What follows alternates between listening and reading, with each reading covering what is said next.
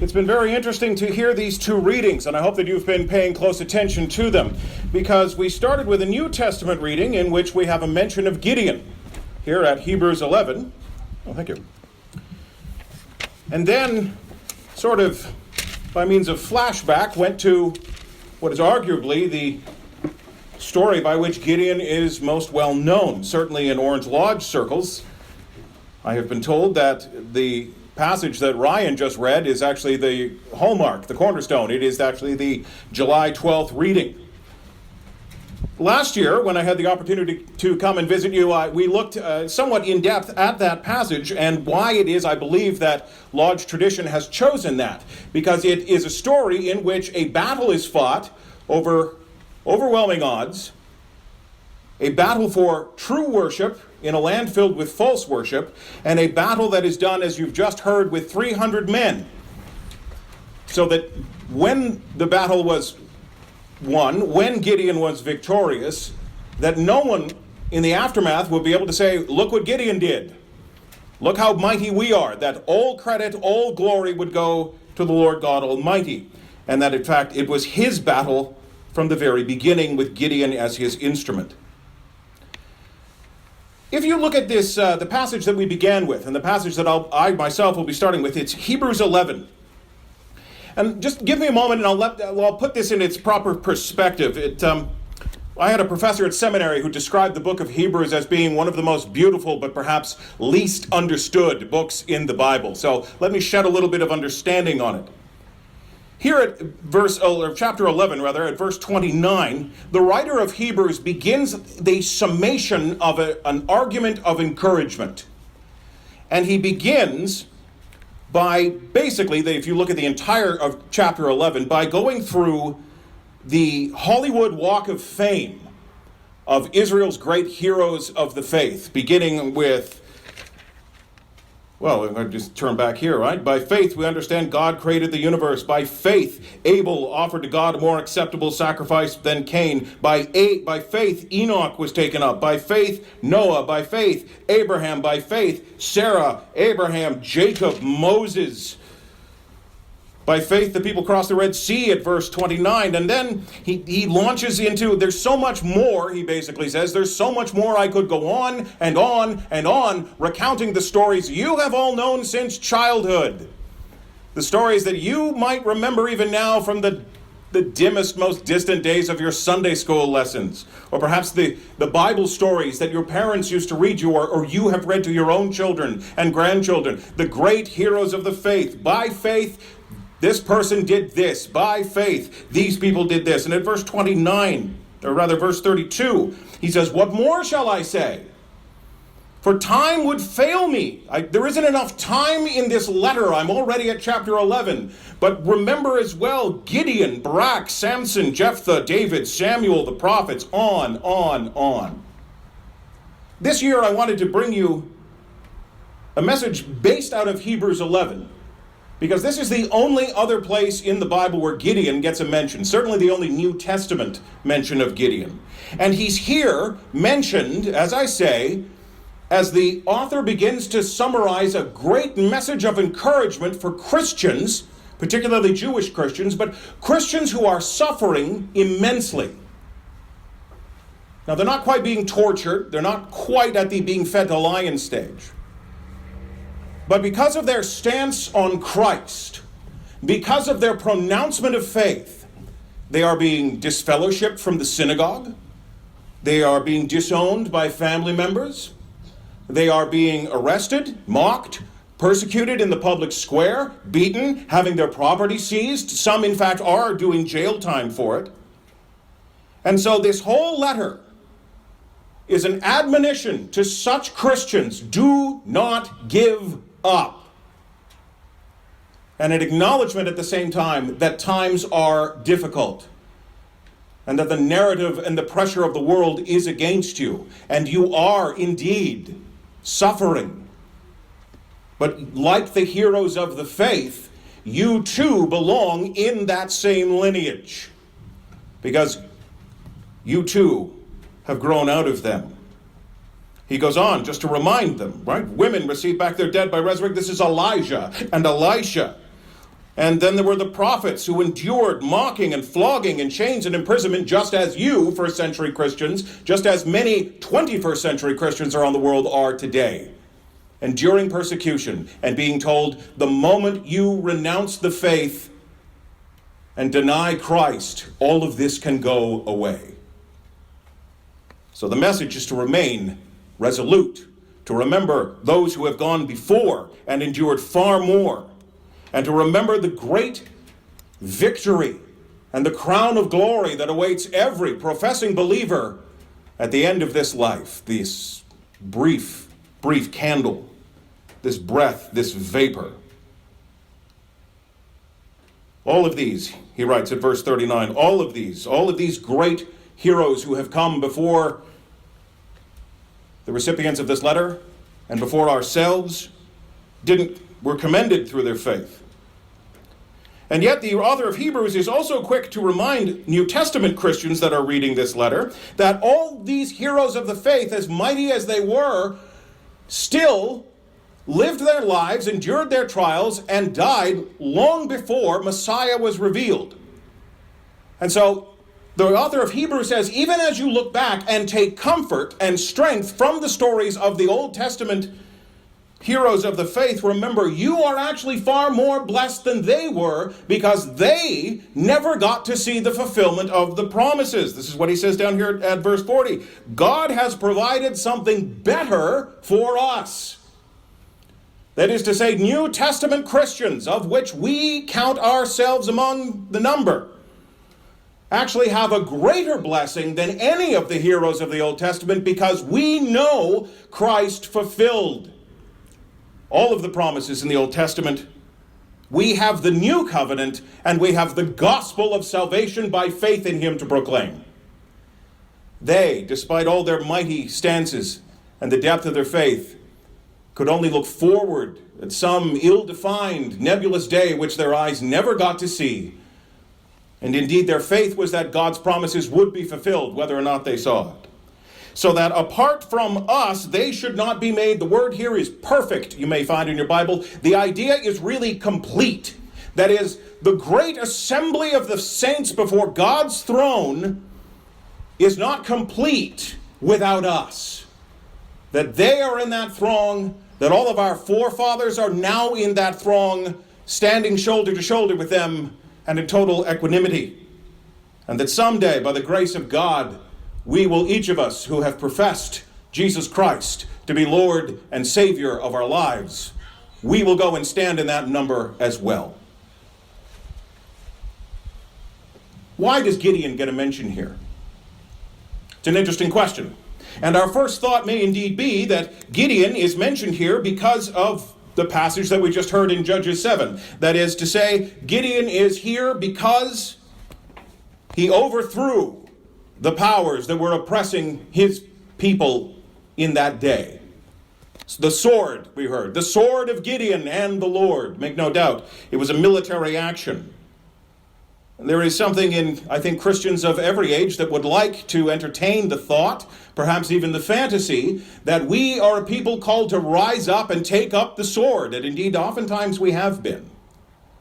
But I do not believe that that is why the author of Hebrews mentions Gideon as an inspiration, because quite clearly the rest of Hebrews does not bear out holding him up in that manner. First century Christians are not being told all you have to do is have faith and gather a few weapons and 300 good men and you will overthrow Rome, that you will overthrow the empire.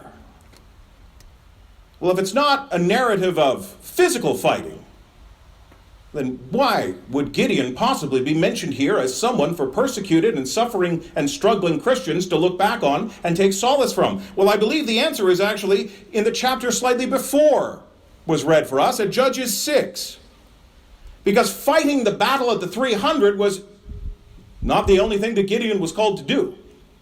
Maybe the most memorable, but not the only one. In fact, if you happen to have a Bible and you take a look, or you want to make a note so that you can check my work when you get home, Judges 6, here's the very first thing that God calls Gideon to do. Remember, the country is in total apostasy. The people have stopped worshiping the one true living God, have ceased offering praise and due worship and glory to the God who delivered their forefathers from slavery, from out of Egypt. They have broken every promise that the people have made. And as a result, the Lord has turned them over to the enemies, to the surrounding nations. These are the Midianites. And in fact, great starvation now reigns upon the land of Israel, because every time they try to bring in the harvest, the Midianites come in numbers more numerous than locusts, and they steal all the grain, and they take all the livestock and all the wheat, and they leave nothing for the Hebrew people. This is why when the angel of the Lord appears to Gideon in chapter 6, Gideon is threshing wheat. He's treading out grain in the winepress.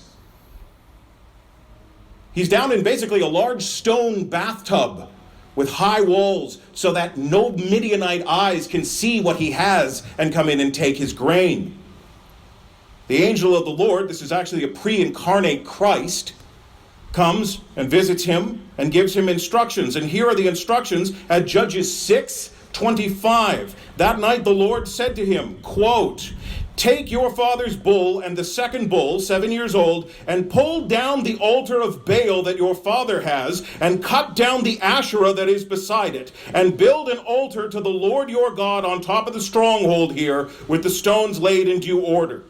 Then take the second bull and offer it as a burnt offering with the wood of the Asherah that you shall cut down."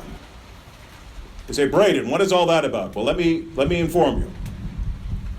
The worship of false gods is everywhere in the land, to the point where there is a stronghold, there is a high hill that everyone can see near Gideon. And atop the hill is not an altar to the one true living God, as there should properly be, but instead there is an altar to Baal, one of the false foreign gods, one of the demonic impostors, because that is all an idol is. And even worse, next to the altar of Baal is an Asherah. It's a wooden kind of totem pole. It probably represents Baal's female consort.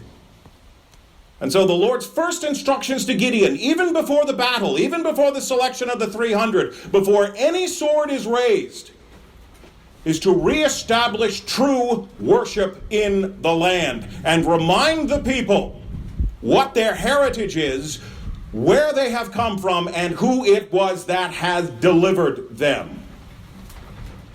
So Gideon is to go, and he is to pull down all the false emblems. In fact, he is to offer a sacrifice using the wood of the Asherah pole. He is to chop it to pieces and burn it, so that the very next morning, when the people arise, they are shaken out of their sleep.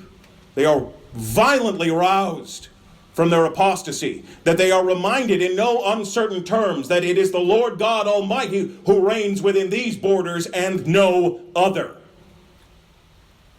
And Gideon does this. He's not without fear when he does it. In fact, he does it at night so that nobody can see him. But he does exactly as he is instructed. He pulls down the altar, he chops up the Asherah pole, he offers a sacrifice, and he uses the stones to build an altar to God, that is, to the Lord.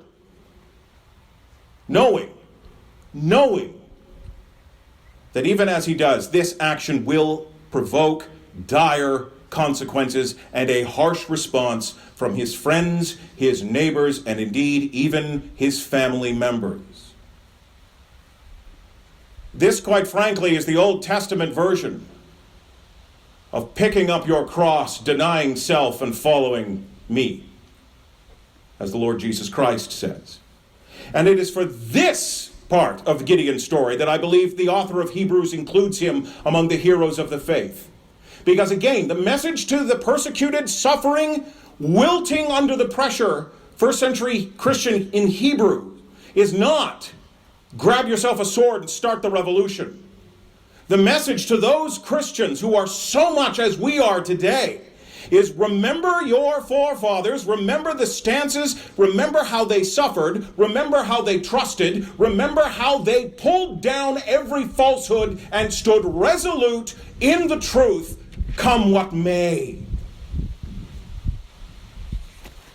That is the message for Canadian Christians today, and probably why I continue in my ministry, even though it was written to first century Jewish converts, to return to the book of Hebrews again and again.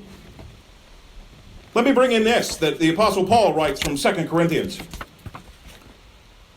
See if you can note the connections. This is 2 Corinthians 10. This is the Apostle Paul basically defending his ministry to a church that wants him to water down his message and prove that he's worth listening to. At 10:3, he says this, and he's talking about himself, but really he's also including each and every Christian in here. For though we walk in the flesh, we are not waging war according to the flesh. Are these words familiar? He's saying that we have a warfare. Indeed, every generation of Christians, every individual Christian is called to a warfare. But it is not always a sword of steel and legions of men arrayed. Sometimes, yes. Sometimes, indeed. But not always. No, there is a warfare that we are always called to, and here it is.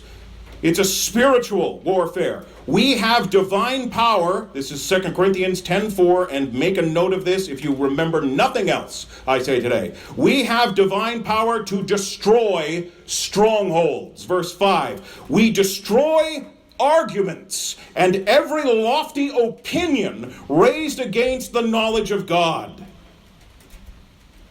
In other words, whether it is in the day of Gideon, whether it is in the day of the Protestant Reformation, or whether it is in 21st century contemporary Canada, those who are loyal and faithful to God and the gospel pull down strongholds. Now, the word here, I paid for the fancy education, so I have to break it out every once in a while. At verse 5, we destroy arguments. The Greek word here is actually logismos. It's to give you, we destroy ideas. We destroy philosophies. We destroy, quite frankly, any false religious narrative that is invented by men at worst and by Satan most often. Every lofty opinion raised against the knowledge of God. We smash these things down. With what weapon? Well, with this Bible that's in front of me and in front of so many of you. This is the sword of the Lord. Gideon's sword was made of probably bronze, perhaps iron. But the sword of the Lord is the very word of God. This is, in fact, the double-edged sword that protrudes from the mouth of Christ when he appears to John to deliver the revelation. The same sword, spiritual sword, sharper than any human sword and able to cut far deeper, given to each and every one of us to wield, and to wield responsibly in delivering truth and love. We destroy arguments. Why? Because they imprison people. They lead to apostasy. They infiltrate false churches that dare to even use that label. And as goes the pew, eventually so too goes the nation. You don't have to think too hard or pick up too many newspapers, as has been mentioned here previously, to see in what direction the culture of the country is sliding. And it is not towards God. It is ever increasingly away from him, against him. It is not encouraging men and women and children and families to come to Christ. It is, in fact, encouraging to fly from Christ. John has a word for that in his epistle. It's antichrist. That is, it stands against Christ. Oh, my hearers. The spirit of this age is ecumenism and pluralism, that we can all just get along, put our differences on a shelf, put them to the side. They really don't matter, of course, our differences in doctrine and theology. In fact, even in our views of salvation, they don't matter. So says the spirit of the age, so says the spirit of this nation, because after all, we're really all on the same walk, aren't we? And we're all going to get there, maybe by different highways and byways, but we'll all get there. Well, that may be what the culture says. That may be what the narrative of the age says. But the Lord Jesus Christ says, I am the way, singular, exclusive, the truth, singular, exclusive, and the life, singular, exclusive, and no one comes to the Father except by me. That's fairly exclusive, isn't it? So what then are the strongholds that we are called to pull down? Well, just as Gideon, it is every false religious narrative that takes the minds of our friends, family, and countrymen captive. And why do we pull them down, Paul? so that we can take their every thought captive to obey Christ. We pull down the prisons that entrap people so that they may hear and receive and be born again through the hearing and acceptance of the gospel, the one true, exclusive gospel. That gospel, of course, being that God so loved the world that he sent his only begotten Son to live the life of perfection and righteousness that we never could, that he would offer himself freely as an atoning sacrifice in our place, so that our sins and the sins of whoever confesses and believes in him should be completely paid for, assuaged, blotted out of God's great record book. And instead, we no longer remain enemies of the Father, but his beloved children. And we are not just a cleaned up version of our old selves, as so many religious and faith narratives in the land today would have you follow. Just, how do you be a better you? We are not better usses. We are new usses. If any man be in Christ, he is a new creature. The old things have passed away. And behold, all things are new, and all things are of God. You see, this is the narrative that needs to be re-proclaimed. Let's just get over the fact that our country is now a mission field because it has fallen into deep apostasy, that there are strongholds that must be pulled down. They must be pulled down if we care about others. They must be pulled down if we love them. They must be pulled down, in fact, if we are obedient to Christ. The Great Commission commands us to do this, to make disciples wherever it is we go in life. As you go, make disciples, baptize them, that is, give them the gospel, then bring them into the church family, and then stay with them. Don't just make a convert and move on. Don't just score a notch on your belt and move on, but come alongside that new creature, brother or sister, teaching them to obey all that I have commanded. And behold, the Lord Jesus Christ says, I am with you in this great effort, no matter where, no matter the penalty, no matter the pushback, I am with you even unto the end of the age. Here's how that Hebrews passage concludes. The whole argument, he starts by encouraging Christians into chapter 11. And at chapter 12, you may notice, chapter 12, the very first word is therefore. So he begins the argument and he concludes the argument at chapter 12. Remember all the heroes who have gone ahead. Remember how they struggled. And if that's not enough, therefore, since we are surrounded by such a great cloud of witnesses, let us also lay aside every weight and sin which clings so closely, and let us run with endurance the race that is set before us, looking to Jesus. If you ever feel like you're the only Christian on the block or in your family, and that the whole nation, the whole neighborhood is just sliding into darkness, and you feel powerless to apply the brakes or turn it around, or that no one understands you, or that everyone is against you, or that everyone hates you, and what can you do? And boy, it would be so much easier if I just threw in the towel. Remember this. Remember Christ. Look to him, the founder, he started it, and perfecter of our faith. He that began the good work in you will come every high water and low tide, will see it through to completion. The author and perfecter of our faith, who for the joy that was set before him endured the cross, despising the shame, and where is he now? He is seated at the right hand of the throne of God. If Jesus did it, is the basic message, so too can we. He endured far more than we will ever understand. And if he did it, then surely we can too. It is the call this weekend to recommit ourselves to fighting this spiritual battle, knowing that we are never alone in it, but that we are simply the latest wave of reinforcements. Remembering those who have fought before us, remembering what they have suffered and endured, and taking strength and solace from that, so that we can play our part. And more so than that, to pass this knowledge on to the succeeding generations, so that the battle may always be fought, so that strongholds may always be brought down, so that souls may always be saved through the hearing and acceptance of the gospel, from now until the day Christ return. We do this, and on that day, each of us will be able to give a wonderful account, a complete account.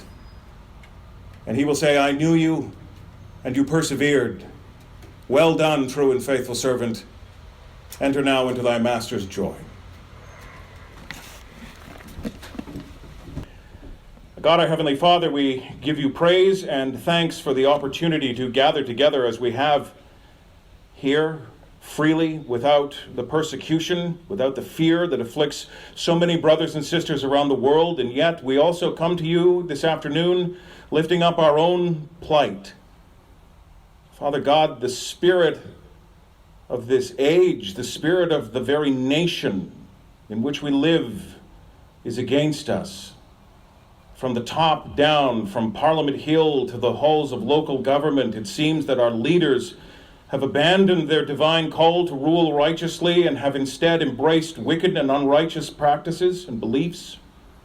And it seems that we are an increasing minority, that when we try to proclaim what God calls good and what he proclaims to be wicked, when we try to encourage those we care about to turn from such things, it sometimes feels, Father God, that we are just screaming into an increasing whirlwind. And we worry that our voices will not be heard, and we worry that we will just simply atrophy. But we thank you this afternoon that you call to mind your promises, that the church is not built through human efforts, and we give you praise and thanks, for if it were, it would certainly fail. And the faith is not a human invention. If it was, it would not be pure and would have no power to save. But instead, we thank you for reminding us that the gospel is yours, and it has power to save even the most wretched sinner who repents and comes to faith, and that the church is not built by us but by Christ. And he has promised that even the gates of hell will not prevail on it. They will never be broken. It will never be buried and forgotten. Father God, let us not grow weak in the battle to which you have called us. Let us never become callous or uncaring as we tear down strongholds, but let us with truth and love and with the word of God that you have so lovingly and graciously given us, do our work as Christians, to proclaim the gospel, to encourage people to come to Christ and have their sins forgiven, so that the kingdom of heaven may be established here, one saved soul at a time. We give you praise and thanks for all of those who have put their time and their efforts into this event, and we pray that the time of fellowship that is about to follow would be a blessing to you. Father God, let us share our stories. Let us recommit ourselves to the kingdom, to our Savior, and to the work. We pray all this in the name of Jesus, our beloved Savior, our mentor, our guide, and our friend. Amen.